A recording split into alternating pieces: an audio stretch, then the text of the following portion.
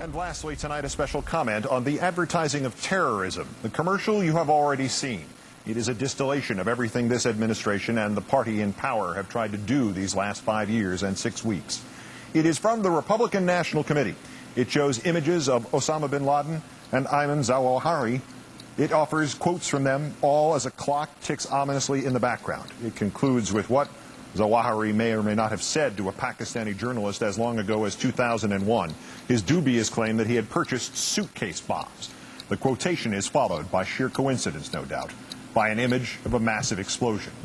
These are the stakes, appears on the screen, quoting exactly from Lyndon Johnson's infamous nuclear scare commercial from 1964. Vote November 7th. There is a cheap Texas chainsaw massacre quality to the whole thing. It also serves to immediately call to mind the occasions when President Bush dismissed Osama bin Laden as somebody he didn't think about, except, obviously, when elections were near. Frankly, a lot of people seeing that commercial for the first time have laughed out loud. But not everyone. And therein lies the true threat to this country. The dictionary definition of the word terrorize is simple and not open to misinterpretation. To fill or overpower with terror, terrify, to coerce by intimidation or fear. Note, please, that the words violence and death are missing from that definition. For the key to terror, the key to terrorism is not the act, but the fear of the act. That is why bin Laden and his deputies and his imitators are forever putting together videotaped statements and releasing virtual infomercials with dire threats and heart-stopping warnings. But why is the Republican Party imitating them? Bin Laden puts out what amounts to a commercial of fear. The Republicans put out what is unmistakable as a commercial of fear. The Republicans are paying to have the messages of bin Laden and the others broadcast into your home. Only the Republicans have a bigger bankroll. When last week the CNN network ran video of an insurgent in Iraq evidently stalking and killing an American soldier, the chairman of the House Armed Services Committee, Mr. Hunter, Republican of California, branded that channel, quote, the publicist for an enemy propaganda film, and added that CNN used it to sell commercials. Another California Republican, Representative Brian Bilbray, called the video, quote, nothing short of a terrorist snuff film.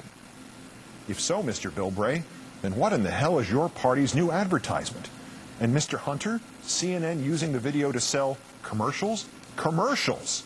You have adopted bin Laden and Zawahiri as spokesman for the Republican National Committee. To fill or overpower with terror, terrify, to coerce by intimidation or fear. By this definition, the people who put these videos together, first the terrorists, and then the administration, whose shared goal is to scare you into panicking instead of thinking. They are the ones terrorizing you. By this definition, the leading terrorist group in this world right now is Al-Qaeda, but the leading terrorist group in this country right now is the Republican Party. 11 presidents ago, a chief executive reassured us that we have nothing to fear but fear itself. His distant successor has wasted his administration, insisting that there is nothing we can have but fear itself. The vice president, as recently as this month, was caught campaigning again with the phrase mass death in the United States. 4 years ago, it was the now Secretary of State, Dr. Rice, rationalizing Iraq with, quote, we don't want to be the smoking gun to be the mushroom cloud. Days later, Mr. Bush himself told an audience that, quote, we cannot wait for the final proof, the smoking gun, that could come in the form of a mushroom cloud. And now we have this cheesy commercial, complete with images of a faked mushroom cloud and implications of mass death in America. This administration has derived benefit and power from terrorizing the very people it claims to be protecting from terror. It may be the oldest trick in the political book, scare people into believing they are in danger and that only you can save them. Lyndon Johnson used it to bury Barry Goldwater. Joe McCarthy leaped from obscurity on its back. And now the legacy has come to President George W. Bush. Of course, the gruel of fear is getting thinner and thinner, is it not, Mr. President? And thus more and more of it needs to be made out of less and less actual terror. After last week's embarrassing internet hoax about dirty bombs at football stadium, the one your Department of Homeland Security immediately disseminated to the public, a self-described former CIA operative named Wayne Simmons cited the fiasco as, quote, the perfect example of the President's Military Commissions Act of 2006 and the NSA terrorist eavesdropping program, how vital they are. Frank Gaffney, once a respected Assistant Secretary of Defense and now the president of something called the Center for Security Policy, added, "One of the things that I hope Americans take away from this is not only that they're gunning for us not just in a place like Iraq, but truly worldwide." Of course, the they to which Mr. Gaffney referred turned out to be a lone 20-year-old grocery bagger from Wisconsin named Jake, a kid trying to one-up some other loser in an internet game of chicken. His threat referenced 7 football stadiums at which dirty bombs were to be exploded yesterday. It began with the one in New York City, even though there isn't one in New York City. And though the attacks were supposed to be simultaneous, 4 of the games were scheduled to start at 1 p.m. Eastern Time and the others at 4 p.m. Eastern Time. Moreover, the kid said he had posted the identical message on 40 websites since September. We caught him in merely about 6 weeks, even though the only way he could have been less subtle, less stealthy, and less of a threat was if he bought an advertisement on the Super Bowl telecast.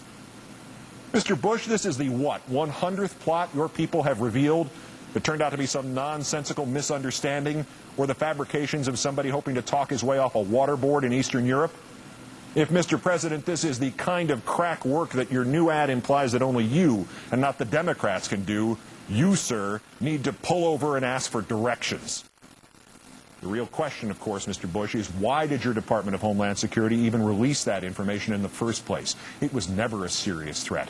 Even the first news accounts quoted a Homeland spokesman as admitting strong skepticism, the kind of strong skepticism which most government agencies address before telling the public, not afterwards. So that leaves 2 options, Mr. President. The first option, you and your Department of Homeland Security don't have the slightest idea what you're doing here, thus contrary to your flip-flopping between saying we're safe and saying, but we're not safe enough, and contrary to the Vice President's swaggering pronouncements about the lack of another attack since 9/11, the last 5 years has been just an accident. Or there's the second option. Your political operatives leaked this nonsense for the same reason your political operatives put out that commercial, to scare the gullible. Obviously, the correct answer, Mr. Bush, is all of the above.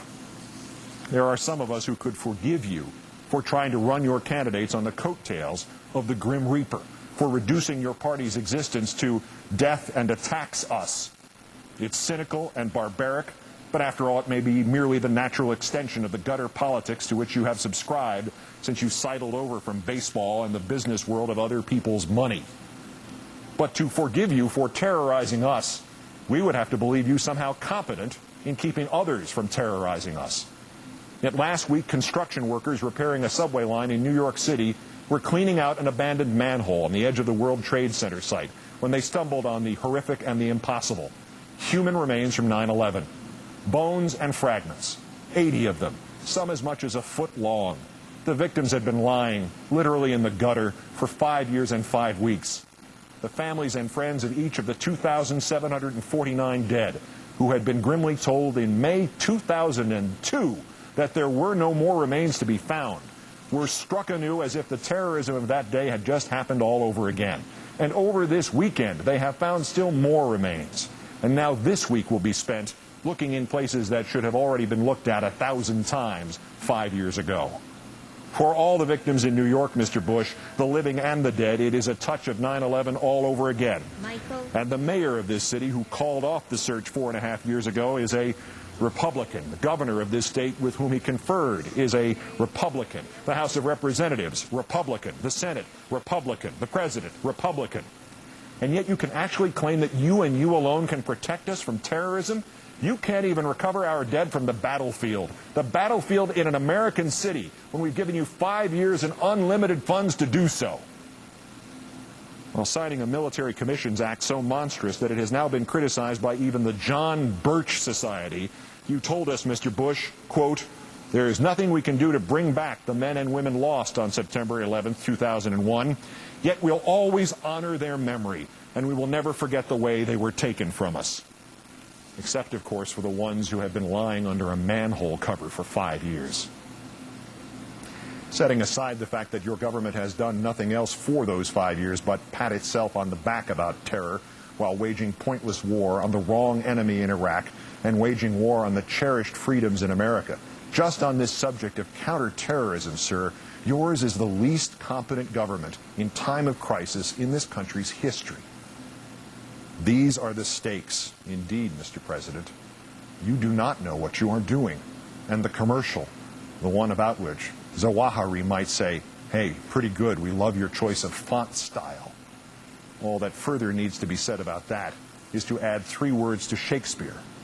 Mr. President, you and that advertisement of terror are full of sound and fury, signifying and competent at nothing.